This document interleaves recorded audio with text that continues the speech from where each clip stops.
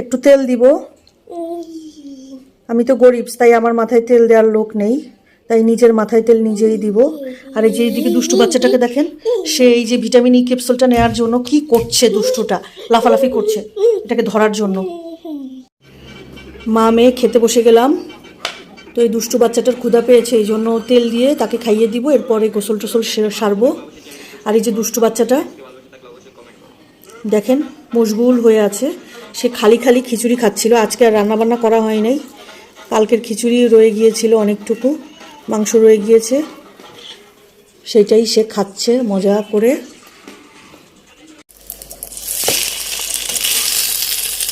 খাবার বাচ্চাটার জন্য একটু পাউরুটি টোস্ট করে দিচ্ছি নাস্তায় আজকে সন্ধ্যার।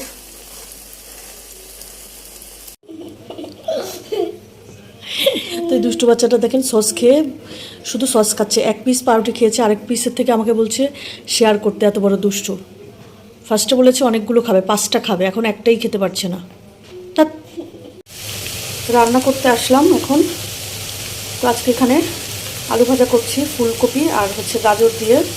আর এইদিকে দেখেন হাঁসের ডিমগুলো ভুনা করব ভেবেছিলাম, তো ডিমগুলো বসিয়ে একটু পেঁয়াজের কাজ করতে বসেছি। এদিকে একদমই ভুলে গিয়েছি, আসলে ভুলে যাইনি, আমি ভাবলাম যে এত তাড়াতাড়ি পানি শুকিয়ে যাবে না, কিন্তু আজকে আমার সাথে চুলা বেইমানি করেছে। চুলার আগুন হয়তো বাড়ানো ছিল, এসে দেখি ফটফট করে এগুলো ফুটছে। তো এত আসলে দাম হাঁসের ডিমের, তো কী করবো, ফেলে তো আর দেওয়া যাবে না, ভাবলাম যে ভুনা করেই নেই।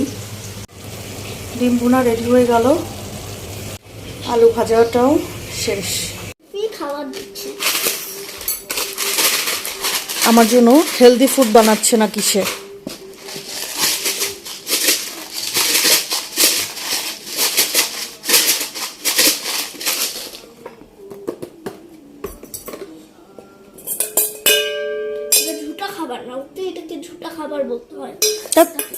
পাগল ছাগল দুষ্টু বাবু, খাবার দেয় না বাবা, তুমি খেয়ে নাও। কি করেছিস?